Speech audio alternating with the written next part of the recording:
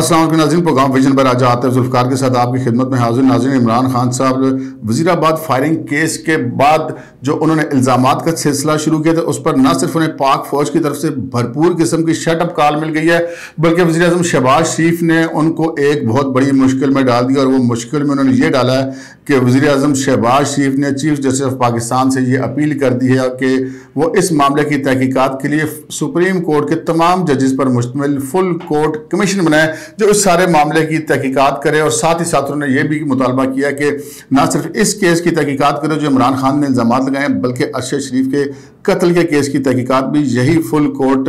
जो कमीशन है वो करे। और इसके साथ ही जनाब जो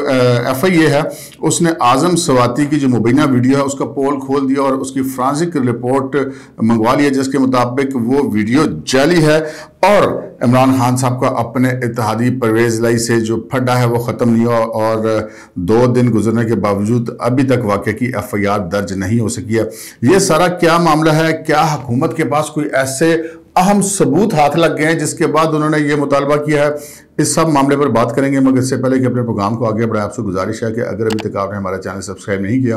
तो प्लीज़ कर लीजिए, साथ ही बेल आइकन में दबा दीजिए ताकि जो ही हमारा कोई नया प्रोग्राम अपलोड होता है तो उसका नोटिफिकेशन फौरी तौर पर आपको मौसूल हो सके। प्रोग्राम का बाकायदा आगाज़ करते हैं जनाब आज़म सवाती साहब की तरफ से। आज़म सवाती जिनको गिरफ्तार किया गया था, उसके बाद वो जमानत पर रहा हुए,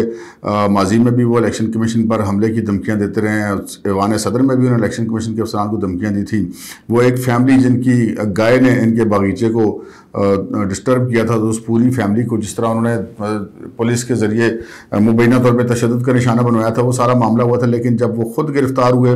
और उन्होंने जो है वो GHQ की गेट नंबर 4 के बाद बाहर जाके चैलेंज करने की बात की तो उनके खिलाफ एक FIR कटी, वो गिरफ्तार हुए। कानून के मुताबिक कार्रवाई हुई, 2 दिन का उनका जिस्मानी रिमांड हुआ, फिर 1 दिन का हुआ, उसके बाद वो जमानत पर रहा हो गया। लेकिन उसके बाद उन्होंने एक इल्ज़ामात का सिलसिला शुरू कर दिया और उनका जी मुझे बरहना करके मारा गया है, मुझे तशद्दुद किया गया। लेकिन रोज़ाना की बुनियाद पर उनकी मेडिकल होता रहा और किसी मेडिकल रिपोर्ट में उनका तशद्दुद तो सामने नहीं आया। लेकिन उसके बाद इस सारे मामले में जो असल ट्विस्ट है उस वक्त है जब आज़म सवाती ने ये इल्ज़ामात लगाया कि जनाब उनकी कोई बरहना वीडियो जो है वो लीक की गई है और उनके बच्चों को यानी कि उनकी फैमिली को, बेटी को वो भेजी गई है। तो इस हवाले से अब से कुछ देर कबल जब मैं आपसे ये बात कर रहा हूँ, FIA की तरफ से एक रिपोर्ट जारी की गई है और उसमें ये उस वीडियो को फेक करार दिया गया। उनका कहना है कि वो वीडियो फेक है, उसमें लोगों के चेहरे बदले गए हैं और उसमें उन्होंने ये कहा है कि ये जो फ्रांसिक करवाया है FIA ने इसका वीडियो का, वो फ्रांसिक जो है वो बैन अवी मेयारात के ऐन मुताबिक है। आगे बढ़ते हैं जनाब आज़म सवाती वाले मामले से। वो आगे जो FIR वाला मामला है, इमरान खान साहब FIR दर्ज करवाना चाहते हैं अपनी मर्जी के लोगों के खिलाफ, वज़ीर आज़म के खिलाफ, वज़ीर दाखिला के खिलाफ, पाक फ़ौज के एक अफसर के खिलाफ। और वो ये चाहते हैं कि जनाब मैं मेडिकल भी ना कराऊँ और मैं जिसको कह दूं बस वो उसमें नामज़द हो जाए, वो उसमें पकड़ा जाए और फिर बस सुंजियाँ हो जाए, गलियाँ जेब मज़ा याद करें। जैसे कि इमरान खान साहब को पुरानी आदत पड़ी है कि जो वो कहते हैं कानून कानून एक तरफ रह जाता था। 2014 से लेकर 2021 तक तो हमने यही कुछ देखा है, बल्कि अभी भी काफ़ी हद तक जो उनके खिलाफ मुकदमात हैं, जितने अभी तक वो लाडले दिखाई दे रहे हैं, उससे ज़्यादा उनको तो नहीं रखनी चाहिए, लेकिन अब वो जो ज़्यादा बड़ी तवक्कुआत वाबस्ता कर बैठे हैं। लेकिन चौधरी परवेज़ लाई चूँकि एक बड़े ज़ीरक सियासतदान है, पुराने सियासतदान हैं, इमरान खान साहब के इत्तेहादी हैं और वज़ीर आला पंजाब हैं, उन्होंने इमरान खान साहब को समझाया कि जनाब एक बंदा हमने पकड़ा हुआ है, असला उसे बरामद हो गया, वो मान रहा है मैंने किया, हम उससे पकड़ के तफ्तीश चलते हैं, उसको किसने भेजा है, पीछे इसके कौन है, वो सारी चीज़ सामने आ जाएगी। अगर आप ये 3 बंदों को नामजद कर देंगे तो ये मुकदमे के बीच में कख नहीं रहना और फिर इन 3 से पर अगर साबित ना हो सका तो ये केस आगे चलेगा नहीं। तो दरअसल तो इमरान खान साहब की तरजीह ये होनी चाहिए कि उनके ऊपर जिसने फायरिंग करवाई है, अगर जिसने किया जिसे वो कह रहा है कि नहीं मैंने अपनी मर्जी से की है, लेकिन अगर उससे तफ्तीश होती है और वो पता चलता है कि किसी और ने करवाई है, तो खान साहब को तो चाहिए ना कि वो असल मुल्ज़मान तक पहुँचे, चाहे वो फिर कोई फौजी हो, चाहे वो कोई वज़ीर आज़म हो, चाहे वो कोई वज़ीर दाखिला हो, चाहे वो कोई चौथा पाँचवा शख्स हो, जो भी शख्स हो वहाँ तक पहुँचे। लेकिन खान साहब की जो दिलचस्पी है वो ये है कि जनाब इन आला अहदेदारों के खिलाफ मुकदमा दर्ज किया जाए, ये वज़ीर आज़म से हट जाएँ, वो वज़ीर दाखिला से हट जाएँ, वो जो जनरल साहब हैं वो अपने अहदे से हट जाएँ। तो इस तरह फिर चौधरी परवेज़ लाई साहब जो है वो बड़े इम्तिहान में पड़ गए हैं। बहरहाल उन्होंने कहा कि जी इस तरह की FIR हम नहीं काटेंगे। अब तक जो वहाँ की मकामी पुलिस है उनका कहना है कि हमारे पास ऐसी कोई दरखास्त नहीं आई जिसके ऊपर हम FIR दर्ज करें, लेकिन जो PTI के हमारे ज़राए हैं उनका ये कहना है कि दरखास्त वहाँ पर वो लेकर गए हैं, ये जो जिस तरह की इमरान खान साहब चाहते थे, और वो दरखास्त मकामी पुलिस ने वसूल करने से भी इनकार कर दिया। और वहाँ पर अंदर जो है वो तरखलामी भी पाकिस्तान तहरीक इंसाफ के लोगों की आपस में, और जो उमर सरफराज चीमा जो कि मुशीर दाखिला है वज़ीर पंजाब के, जिनके मतहत कानूनी तौर पर यह पुलिस का डिपार्टमेंट आता है, उनको कहा गया कि अगर आप अपने चेयरमैन के खिलाफ होने वाले एक हमले पर एक FIR नहीं दर्ज करवा सकते तो आप जो है वो इस्तीफ़ा दे दें, लेकिन वो FIR तो उन्होंने क्या दर्ज करानी थी। अभी तक वो पुलिस को इस अमर पर भी कायल नहीं कर सके हैं कि वो FIR तो दर्ज करना दूर की बात है, वो दरखास्त भी वसूल कर लें जो इन लोगों के नामों के खिलाफ है। तो अब इमरान खान साहब के पास एक ही ऑप्शन बाकी है कि वो इस मामले में भी अदालत में चले जाएं और फिर अदालत इस मामले में कोई फैसला करे। लेकिन इमरान खान साहब ये जो बात करके फंस गए हैं, दूसरी तरफ उनका ये ख्याल था कि इस मामले के बाद मुल्क भर में ऐसा कोई एहतजाज होगा कि जिसे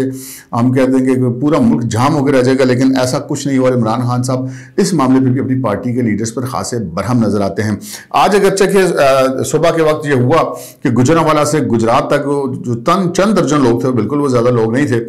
उन्होंने गुजरांवाला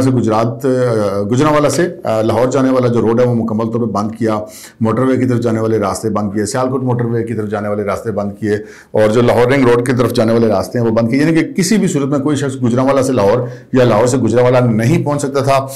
पूरा दिन वहां पे गाड़ियों की कतारें लगी रही, एम्बुलेंसें फंसी रही, लोग फंसे रहे, लेकिन वो चंद दर्जन अफराद थे, हर जगह पे मतलब 1 दर्जन 1.5 दर्जन 2 दर्जन की टोलियां थी जिन्होंने सड़कें बंद की हुई थी। पुलिस वहां मौजूद थी, ट्रैफिक पुलिस वहां मौजूद थी, लेकिन किसी ने उन लोगों को नहीं छेड़ा क्योंकि उनकी पार्टी की हुकूमत थी। लेकिन लोग जो है वो आज इस सारे मामले में बहुत ज्यादा मुतासर हुए, लेकिन इमरान खान साहब इससे बहुत ज्यादा की तवक्को कर रहे थे और वो तवक्को उनकी पूरी नहीं हुई, और उनको जो परवेज इलाही से तवक्कुआत थी वो भी अब पूरी नहीं हुई हैं। ये इख्तिलाफात अब उनके बहुत ज्यादा बढ़ते हुए दिखाई दे रहे हैं, और ये देखते हैं कि ये मामला अब किस तरफ जाता है। मैंने आपसे पहले अर्ज कर दी कि ये मामला खान साहब अगर अपनी मर्जी की FIR कराना चाहते हैं, एक सियासी FIR कराना चाहते हैं, तो फिर उनको अदालत में जाना पड़ेगा। अदालत देखेगी कि उनके कहने पे वो FIR करवाई जा सकती है या नहीं। लेकिन जो कानूनी FIR करवाना चाहते हैं परवेज इलाही साहब, उस पर इमरान खान साहब राजी नहीं है। सो अब इनके खिलाफ, इनके दरमियान एक बहुत बड़े पैमाने पर एक इख्तिलाफ पैदा हो गया है। लेकिन मसला ये है कि ना इमरान खान साहब परवेज इलाही के बगैर पंजाब में हुकूमत बरकरार रख सकते हैं, और ना ही परवेज इलाही इमरान खान के बगैर रख सकते हैं। सो ये इस वक्त एक दूसरे को खा जाने वाली नज़रों से तो देख सकते हैं, लेकिन एक दूसरे के साथ रहने पर भी मजबूर हैं। आगे बढ़ते हैं जनाब। जो ISPR ने कल एक प्रेस रिलीज जारी की, इमरान खान साहब ने कल जो प्रेस कॉन्फ्रेंस की थी, प्रेस कॉन्फ्रेंस में उन्होंने खिताब फरमाया था, एक तकरीर की थी, और उसमें उन्होंने पाक फौज के अफसरान पे, सदर पे और वज़ीर दाखिला पे बहुत बड़े बड़े और संगीन इल्ज़ामात लगाए थे। मुसलसल उन्होंने लोगों को इस हवाले से उकसाने की मुबैना तौर पर कोशिश की थी, और उस कोशिश के बाद फिर पाक फौज की तरफ से पहली बार एक ऐसा रिएक्शन आया जिसे हम कह सकते हैं कि उनके उस वो जो एक साजिशी थ्योरी है उसके ऊपर एक ज़ोरदार एक इसे कहते हैं कि शटअप कॉल उन्होंने दी है, और उन्होंने कहा कि जी पाक फौज का इदारा अपने एक एक सिपाही और एक एक अफसर के साथ खड़ा है, और उन्होंने कहा कि ऐसी कोई चीज़ कबूल नहीं की जाएगी, ऐसी कोई इल्ज़ाम तराजी बर्दाश्त नहीं की जाएगी। अब ये ख़तरे की घंटियाँ बज गई इमरान खान साहब के लिए। इमरान खान साहब महज अपनी ज़िद, अपनी अना, या अपना अगर कोई उनका मुबैना तौर पर कोई और एजेंडा है तो वो उसको पूरा करने के लिए जहाँ पर मामले को ले जाना चाहते हैं वहाँ पर अब आ गए बहुत सारे बड़े बड़े बैरियर। सबसे बड़ा बैरियर तो फ़ौज का आ गया, फ़ौज अपने अफसर के साथ खड़ी हो गई है। अब कोई बंदा किसी के ऊपर कोई इल्ज़ाम लगाता है तो उस इल्ज़ाम के हवाले से कोई हल्का सा सबूत तो बता दे देता है,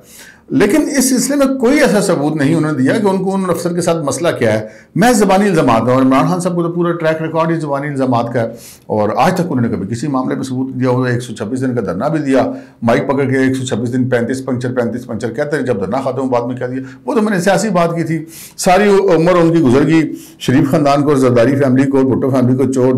डाकू कहते हुए, और ये 4-5 दिन पहले उन्होंने कह दिया जी हमें क्या पता होता है जी चोर डाकू, हमें तो इस्टेब्लिशमेंट वाले कहते थे। यानी कि उनका ये ख्याल है जी मैं बड़ा मासूम हूँ, मैंने कुछ नहीं किया, जो कुछ है सारे लोग कर रहे हैं, मैं बड़ा मासूम हूँ। लेकिन यहाँ पर अगर कोई और बंदा किसी किस्म का कोई इल्ज़ाम किसी के ऊपर लगाता है, उसकी कोई बेस ज़रूर होनी चाहिए, उस बेस के ऊपर इल्ज़ाम होना चाहिए, ना कि इस बात पे कि जी मैं चूँकि कह रहा हूँ तो बस पर आप कर दें। तो फिर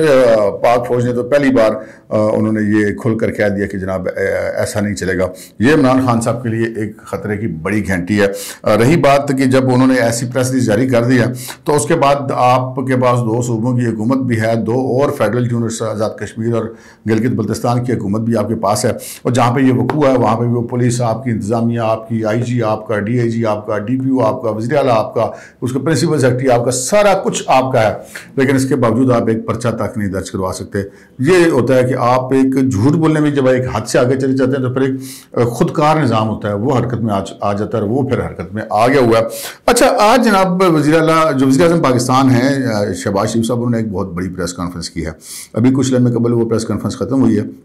क्वेश्चन आंसर सेशन तो अभी भी शायद चल रहा है। उसमें उन्होंने जो बात की है वो बहुत बड़ी बात की। एक तो उन्होंने वो उसी तरह खेला जिस तरह इमरान खान साहब खेलते हैं कि वो वीडियोस चलाते हैं, फिर एक चलाते हैं, उससे मुख्तलिफ दूसरी चलाते हैं। उन्होंने इमरान खान साहब की जितनी वीडियोस थी ना, उनमें से बेशतर आज उन्होंने जलाई बैठ के उस प्रेस कॉन्फ्रेंस में कहा कि देखें जी, पहले जस्टिस इफ्तिखार चौधरी की पहले में बारे में ये बात करते थे, बाद में उन्होंने ये बात की। जस्टिस तसद्दुक़ जिलानी के बारे में ये बात करते थे, बाद में उन्होंने ये बात की। जनरल बाजवा के बारे में पहले ये बात करते थे, बाद में उन्होंने ये बात की। इसी तरह उन्होंने बहुत सारी चीज़ें सामने ला के रखी, और लेकिन उन्होंने जो असल बात थी उनकी वो ये थी कि उन्होंने कहा कि ये जो उन्होंने इल्ज़ामात लगाए हैं, उन्होंने कहा कि मुझ पर लगाए वज़ीर आज़म पर, वज़ीर दाखिला पर, फ़ौज के अफसर के ऊपर, तो इन्होंने कहा कि जी इसका एक ही हल है, और वो हल ये है कि जो मैं तहरीरी भी दरख्वास्त करूँगा, मेरी इस्तदा है कि चीफ जस्टिस ऑफ पाकिस्तान इस बारे में एक नोटिस लें और एक फुल कोर्ट का कमीशन कायम करें। फुल कोर्ट नाज़रीन उसको कहते हैं जिसमें एक तो फुल बेंच, 3 से ज़्यादा जजेस जिस बेंच में उसको फुल बेंच कहते हैं, जब 3 रुकनी है, 5 रुकनी है, 7 रुकनी है। लेकिन जो फुल कोर्ट वो होती है जिसमें सुप्रीम कोर्ट के तमाम जज शामिल होते हैं, एक भी उसमें बाहर नहीं होता, चाहे वो जूनियर है, सीनियर है, तमाम जजेस उस कमीशन का हिस्सा होते हैं। तो उन्होंने ये मुतालबा किया कि जी वो कमीशन बने, फुल कोर्ट, वो इस मामले की भी तहकीकात करे, और अगर ये गलत साबित होता है तो फिर इस जुल्म का नोटिस भी ले, यानी कि वो जुल्म इन इल्ज़ामात को कह रहा हूँ कि ये पाकिस्तान को चलने नहीं दिया जा रहा। और दूसरी फिर उन्होंने अरशद शरीफ वाले केस के वाले से बात की, उन्होंने कहा कि जी उसका भी ये यही वाला कमीशन तहकीकात करे ताकि दूध का दूध और पानी का पानी हो सके। अब जनाब मैं ये एक बात कहता हूँ कि हमारे यहाँ एक बहुत ज़्यादा परसेप्शन पाया जाता है, और अब वो दुरुस्त है ये नहीं, ये एक अलग डिबेट है कि जी सुप्रीम कोर्ट में जो चीफ जस्टिस है और उनके अलावा जो पहले चंद जो जजेस हैं उनके ऊपर भी ये लोग उंगलियां उठाते हैं, एतराज़ करते हैं कि जी 3 रुकनी बेंच और फलां। इसके बावजूद अगर वज़ीर आज़म पाकिस्तान ने यह कहा है कि सुप्रीम कोर्ट इसे नोटिस ले और इसके तमाम मामले की इंक्वायरी, इमरान खान साहब इससे पहले ये बात कर चुके हुए हैं, लेकिन इमरान खान को तो वो एतमाद होगा ना कि जिस तरह का वो पहले